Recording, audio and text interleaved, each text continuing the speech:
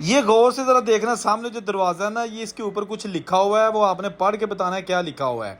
ये देखिएगा, ये 1947 से बंद एक पुराना मंदिर है और इसके अंदर अब स्कूल बन चुका है, बच्चे तालीम हासिल करते हैं। और ये मैंने जूम किया और ये निशान है सूरज की पूजा करने वाले जो हिंदू कम्युनिटी के लोग थे। और उसके बाद ये गुरमुखी में कुछ लिखा हुआ है, ये देखिएगा जनाब।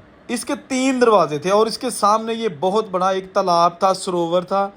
और आजकल इसको डूंगी ग्राउंड कहा जाता है। मोहल्ला है ये रामतलाई, सियालकोट शहर, रेलवे स्टेशन के पास। और ये इस इलाके की सबसे बड़ी इबादत गाह थी हिंदू बरादरी की। ये सारी पीछे तक जो आपको कमरे नज़र आ रहे हैं, इसके साथ साथ ये दरवाज़ा था।